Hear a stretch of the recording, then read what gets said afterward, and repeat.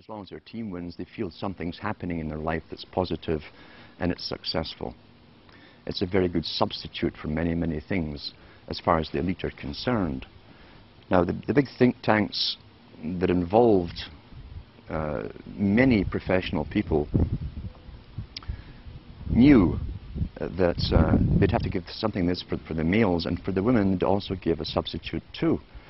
The intention being ultimately to alter society, drastically alter it so much that even the purpose, for instance, of marriage would lose any appeal. For the females, they gave them high fashion, accessible prices for high fashion clothes.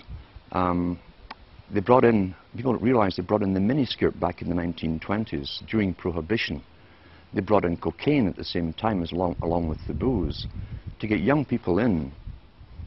The idea being that if you're doing something illegal, it's very naughty. Youngsters love to break the rules, get together, we're all being naughty together, and sex and booze, coupled with coke being smuggled in at that time, had its desired effects, but not quite the way it was designed to have by those that planned that culture, the Bernays types. And Bernays was heavily involved in this. So they came out, as I say, with not sex and rock and roll, but sex in a form of jazz. The Charleston dance came in, the miniskirt came in, sex became rather rampant for the first time. All the old traditional taboos were broken with one generation, but there was fallout to this change, this massive change in culture. The fallout being that they did not have the antibiotics to treat all the sexually transmitted disease that came along.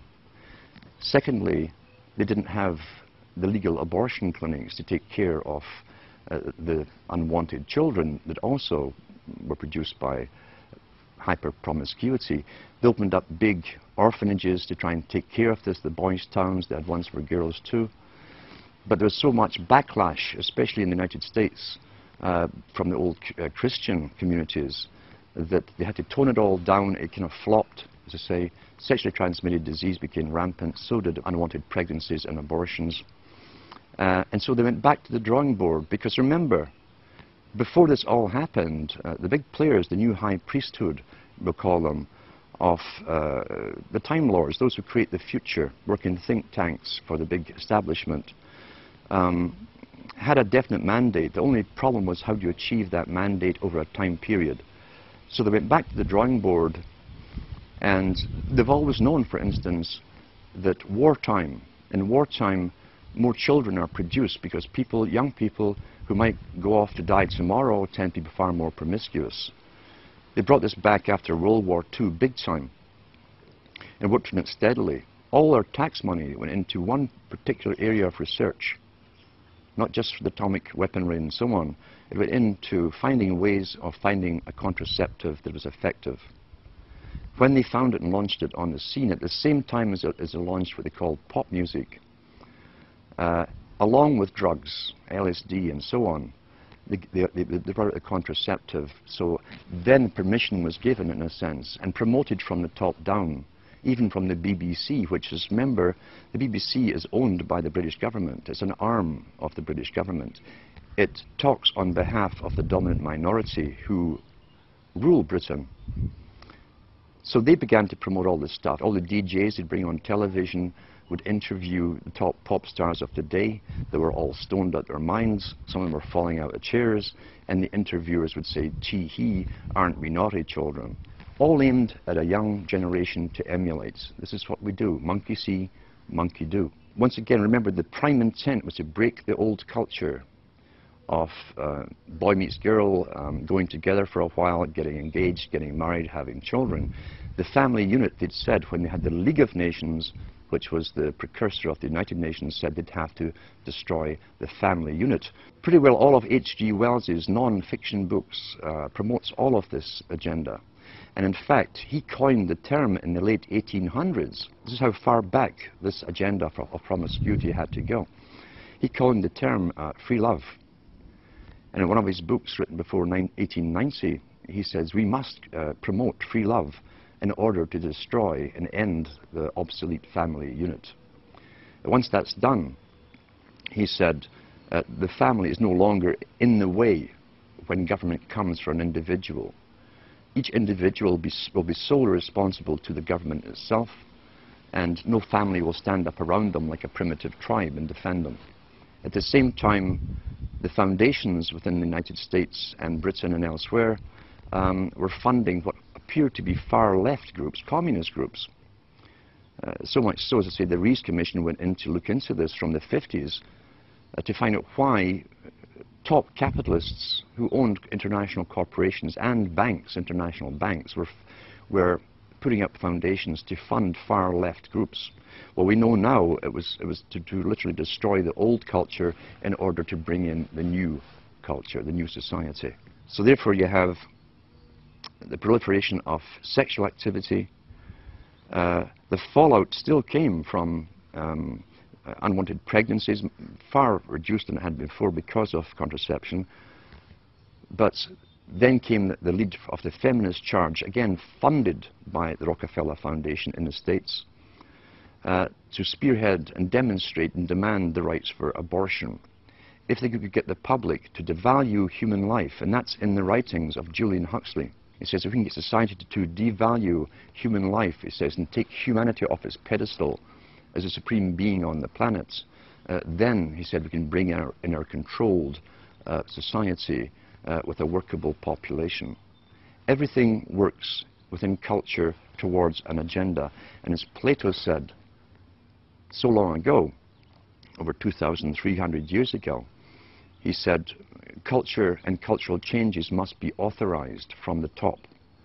If it's grassroots, truly grassroots, then it's outside of the elite's control, and ripple effects could occur, and it could spread anywhere. They couldn't control it, contain it anymore. Therefore, the major changes in culture, which Plato said came through drama and the emulation of actors, actresses, including fashions that they wore, and the music they heard, had to be strictly regulated and authorized from the top. The whole science of this, which was always a science, and understood by those in those businesses, was used to the maximum to literally drastically alter culture so radically in the 60s and 70s that they could never return to a past way of living. We tie that in with another big player, Lord Bertrand Russell, who had experimental schools under Royal Charter, where he could do things that anyone else would be locked up for doing. He said in his own schools, and there were mixed schools, he said that if he could encourage pre-pubertal sexuality amongst the children, encourage multiple partners from before puberty, he says the chances, because of study and observation, the chances of them ever bonding with one person for the rest of their life was pretty well obsolete, null and void, wouldn't happen. Therefore, that technique all came into play during the 60s. It was called free love.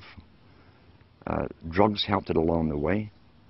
And that was the beginning of what we saw as short-term relationships. Divorces became more and more common. Interestingly enough, divorces really took off not because society demanded it or it came from a need or demand from the people. Divorces took off because the Hollywood stars, and remember too, the drama industry, the entertainment industry have always said this, the people follow the stars. And they're the guiding stars in the so-called occult, you see. We tend to worship wealth and people and famous people. We want to be like them. We want to identify with them. The whole idea of divorces came out from Hollywood, the top stars leading the charge for this. Women started to talk about it, who was getting divorced, what actress from what guy, and so on. And gradually it put the idea across to them that, well, if they're getting divorced, then maybe so should I.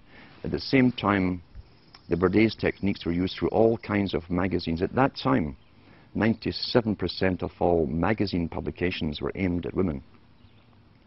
Because advertisers have said, and it's still taught in marketing schools today, women are far more easy to get to go along with something new than males are. So within all these magazines and write-ups about their famous actresses, their heroines and so on, the rich ones, the average women were reading these stories and identifying with them.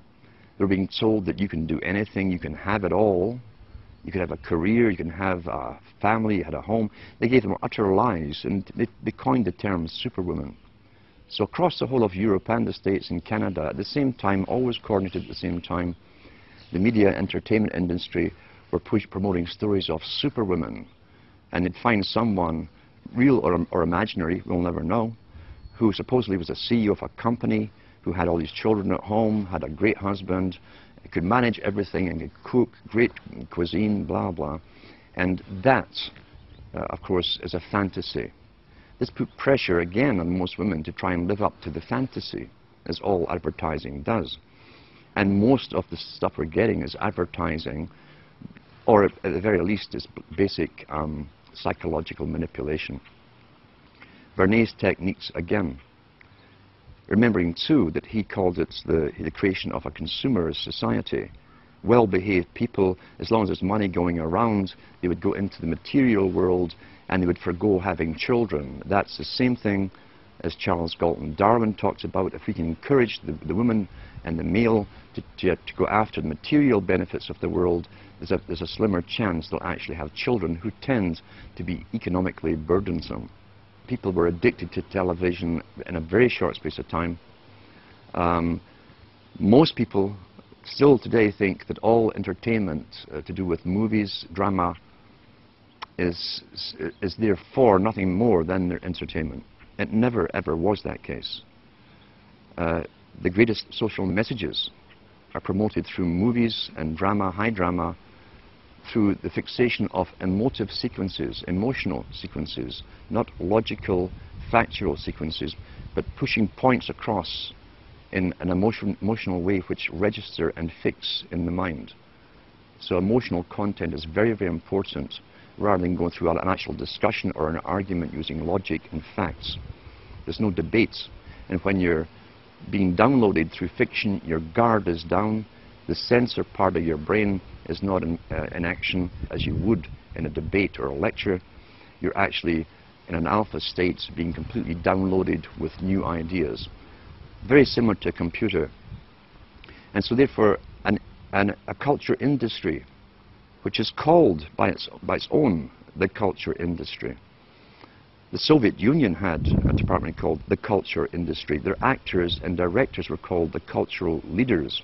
All you have to do is keep giving them new updates every so often, and you can change an entire country or a nation or a block of nations who are all getting the same upgrades at the same time along certain paths. Today we call it political correctness. Most people want to belong to their peer group. They want to be the same as everyone else when it comes to opinions.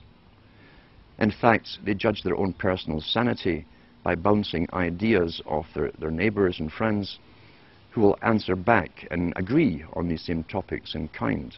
It doesn't matter if the topics or what you're given are facts or utter nonsense. As long as everyone agrees at the same time, you'll say, well, I'm sane, and your friends will all agree because they've had the same information given to them.